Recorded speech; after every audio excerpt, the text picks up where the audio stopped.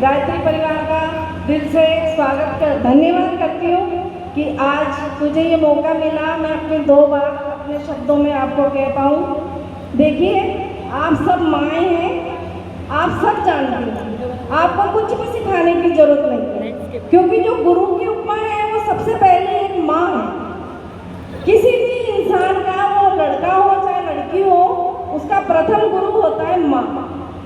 तो माँ से बड़ा कोई गुरु नहीं है, और जो गुरु है फिर वो परम ब्रह्म है। जहाँ तक पहुँचने की लगन हमें इस गायत्री परिवार से मिल सकती है।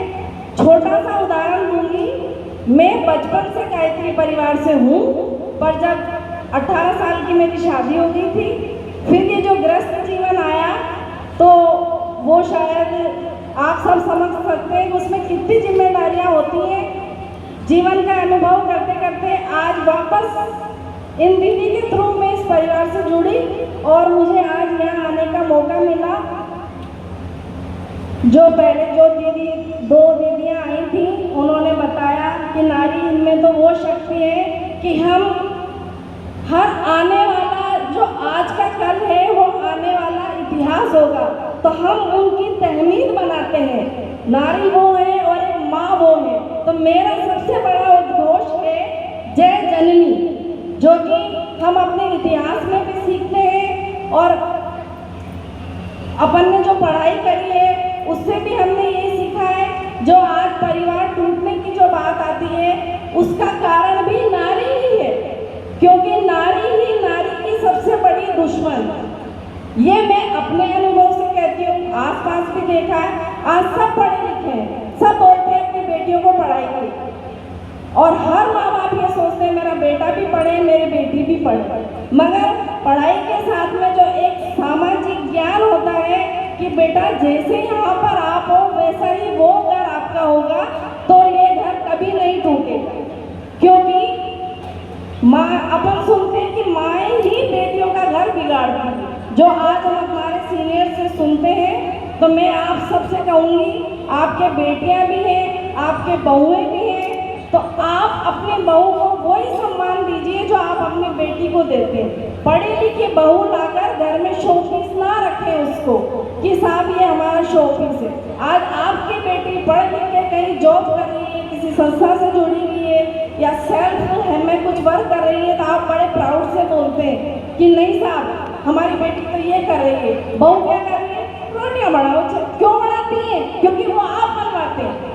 अगर आप उसको ये सपोर्ट करें कि नहीं, जैसे मेरी बेटी को वहाँ उस घर में फ्रीडम है, वैसा ही मैं मेरी बहू को यहाँ पे फ्रीडम दूँ, तो आप देखिए आपकी बहू कितनी अच्छी होगी। अभी मेरे बहू आई नहीं है, मेरे ख्वाब तो बहुत है, समय फिर क्या हुआ है, उस वक्त का इंतज़ार है। मगर मेरे 2 बेटियाँ हैं, एक की शादी में कर चुकी हूँ, एक अनमेरिड है। उनको भी हमने यही कहा है, हमारी जिम्मेदारी तुम तब तक हो बेटा जब तक तुम हमारे पास हो। उसके बाद हमने तुम्हें इतना पढ़ा दिया है कि पहले आप अपने परिवार की सेवा कीजिए, उसके बाद में परिवार की उस रंग में ढलिए जिसमें वो चाहते हैं, उसके बाद में आप उनको अपने रंग में रंगिए।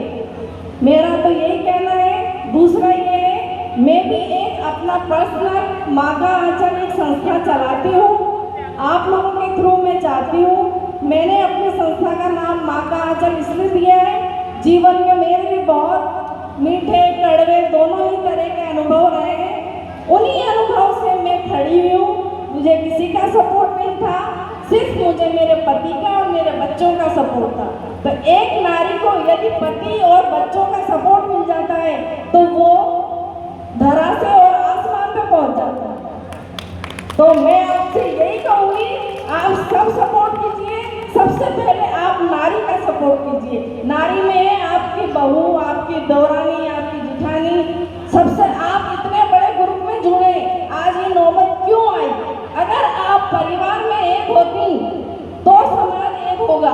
परिवार ही एक नहीं है तो आप समाज को कहाँ से एक करेंगे?